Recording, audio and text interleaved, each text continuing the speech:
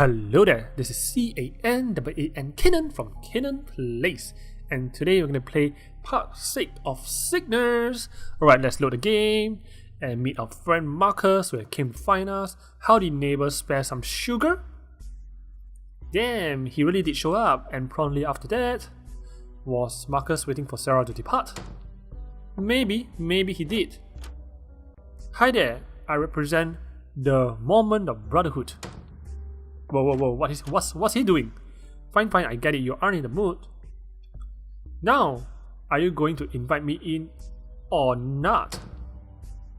Whoa, like I let you into my house? Oh, come on, why so stingy? I did help you cover up a murder, right? Come on, and I paid you money, and give your sister food, give you clothes, and so on. After, afraid I might see something embarrassing? More like you steal anything valuable. There's nothing valuable in your house, so that hurts. Who was it who gave you the money you needed to pay the rent on this place? The mailman, from what I heard. Oh, so now you're in the mood to joke around. Whatever, we're going for a little drive. A drive? A drive? What, a shooting drive? Is this related to the work you've lined up for me? You could say that. But today, the only work you'll be doing is hitting the gym. Whoa, so he's gonna train him up to be a fighter. True, though the gym proved both quick and simple in Marcus' car, it only took a moment to regret being so prompt. Upon stepping through the door, I was confronted with sweaty, muscular-bound men, disgusting grunts, and overwhelmingly cumulative body odor of everyone present. Looks like the ventilation in the gym is quite bad. But as I contemplate escape, Marcus practically dragged me to the center of the gym towards the boxing ring. Inside the ring were two fighters duking it out, and spread around the outside of the ring were a bunch of middle-aged men advising the two during the match. At first glance, they all appeared to be strangers, but as Marcus begins to approach one, I immediately recognized them. Yo, Andrel. Well, if it isn't Marcus. Whoa, hey Andrel, thank you for helping me shift the dead body, or burying it or something like that. And you even brought some fresh meat for me to play with. Whoa, fresh meat. A gift from me to you. I know you like them young, Andrel. Like them young? Oi, don't say that. People are gonna get the wrong idea. There's no need to be shy. I brought some fresh meat, and now you want to beat it. Cause beat it! Get it? I call him meat, and that implies you want to beat his arse. Andre, okay, that's enough of you. What? Don't you like my present? I can take him back and get someone a little younger if you... I told you it's not like that. Alright, I may be gay, but I'm still human after all. Come on, stop it. You're gonna scare him off. Why do I get the feeling that my chastity is in danger? So anyways, what brings you to my gym? Oh, so he owns the gym. Hoping for the youngsters to get some training in before his debut? You know it. Do you have some spare gear in his size? Andre looked my body over thoroughly, paying close attention to my body size and general physique. I'm well built from my age, and I've been in a fair share of fights, but I may as well be a toddler when compared to the other muscle heads around here. Let me look. Taking Marcus with him, Andre left the scene in a search of boxing gear in my size. His name is Andre, right? Andrea, or anyway, I shall call him Andre from now. Alright, Andre. I think Andrea, alright, Andrea, whatever. Alright, his name is, alright, you know what, his name is Andy from now on. He may not like it, but he's Andy. And so, left on my own, I took a look around the large gym, eventually setting my sights on a ring Marcus led me to. Two young men in their 20s dance around one another, occasionally trading blows before quickly retreating. They wore padded gloves, fought with their fists, and seemed bereft with any malicious intent towards one another. Real boxers. No ill will towards one another, no intent of doing irreparable damage, no bloodlust. Just two athletes trying to prove themselves to an audience. Is it too late for me to turn this around? I'm sure I'll be much better at boxing than underground MMA fighting, but it's not like I wouldn't be able to pay Marcus back. It may not be as lucrative, but I'm sure boxers at least make a living from what they do. I have most of what you need, but you want to buy your own. But you will want to buy your own mouthguard. Trust me, you don't want the ones we have here. Laughing at his own remark, Andy offered me the trunks in his hands. It looks like a Andy though. I eyed the glove underneath as I took the trunks, quickly realizing that there was something off about them. What's off? Looking into the ring once more to examine the fighters, I compared the gear they were wearing to that which Andy returned with. Their gloves have far more padding on them, not to mention the subtle difference in design. Whatever Andy brought with him, it isn't boxing gear. It is killing gear. Well, are you gonna stand here or are you gonna try them on? I haven't got all day. Rather than talking back to the large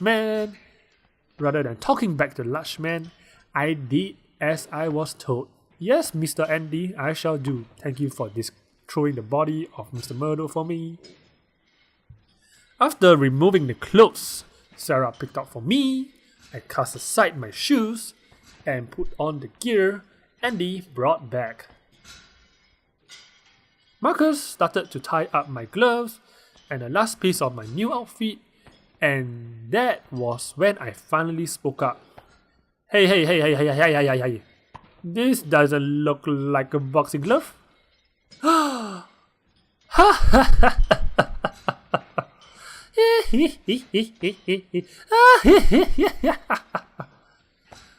Marcus and Andy look at one another for a moment before breaking into laughter again.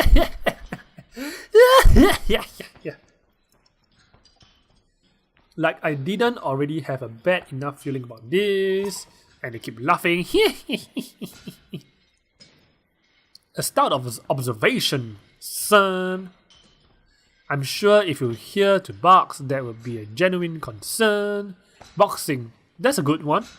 Come on now, you know full well why you're here. Don't try to deny the inevitable. Smiling to himself as he worked, Marcus finished tying the gloves and picked up my clothes off the floor. And ding ding, round one. Before I could protest, Andy escorted me into the ring. Andy sent me to one corner ring, taking position in the opposite corner himself. You two are going to be doing some one-sided sparring today. So, you do all the punching and Andy will just dodge and absorb the hits. Wow, that's good. Sounds great to me. Just like a real boxing match. No leg breaking, no dangerous locks, just jab after jab. Alright, punch, round one. Marcus rang the ringside bell, watching with anticipation as Andy and I met in the middle of the ring. Hi Andy, you're gonna die, I just killed a man yesterday, you know. My glove fist met with Andy's, signifying the start of the match. Or so I gathered from watching boxing on TV. Exactly. It actually means like, you know, some respect or something like that, right? Andy took a few steps back, raised his fist, slightly bouncing on the soles of his feet as he moved around the ring. MMA trainer or not, everything about this guy screamed boxer. I mimicked his stance, Slowly approach Andy, careful not to run into Igor. Since this is a training for a real boxing match, I guess I should try to emulate the experience as closely as possible. Quickly closing the gap between us, I propelled my first fist forward and forced by as much of my body weight as I could throw. In response, Andy dodged quickly and effortlessly, making it seem as though I was moving in slow motion. Andy turned to side, completely avoiding my punch while taking out both of my legs with one of his. Bam! I twisted my body as I fell and landed on my arse, immediately withering in pain from the unexpected impact. Your recoil knocked you off balance, and you wounded up your ass. You aren't gonna let that stop you, right? Recoil in the form of a leg sweep? What a load of crap. Sigh, oh well. Time for round 2. Ding ding! I jumped straight back onto my feet, ready to continue. No sooner had I risen on my feet than I found myself back on my ass. The pain from before only intensified. What the hell? Alright, now he's not wearing clothes, right? Or at least his top half is naked. What kind of recoil strikes before the fighter? You noob. Rather than answer my question, Andy simply laughed at the aggression I displayed. This is going nowhere. The second I rise on my feet, he's going to put that same damn maneuver. But not if I can help it. I slowly move from my ass to my knees, rising to my feet in increments, and Andy moved in swiftly, attempting the same leg sweep for the third time. Too predictable, Andy, too predictable. Dropping myself to the floor, I used my own legs to take Andy's remaining foot. This time around, Andy found himself on his ass instead of me. I jumped on my feet, bounced around, taunting the fallen giant. Haha, you're fast learning, kid, I give you that. Proceeding the same manner as I had, Andy slowly rose to his feet while keeping his torso close to his knees. On his feet, one more, Andy quickly edged his way over to my side. I tried to jab him, unintentionally giving Andy the opening he was no doubt expecting. Andy took hold of my arm and swept both of my feet once more before retreating. Sigh, when did this become a game of footsies? I'll never get my money back at this rate. Okay, after a few hours of blabbering, working out, and taking pointers on how to fight, my training ended at last. Alright, I think this is a great place to stop. It's around 13 minutes into the video. And alright, I'll see you guys next time on episode 7 of Cygnus. Thank you for watching. Bye. Whoa. Did you get scared? Well, subscribe to my channel and I promise you'll never get scared again. Or watch more videos and you will be able to find your peace in life.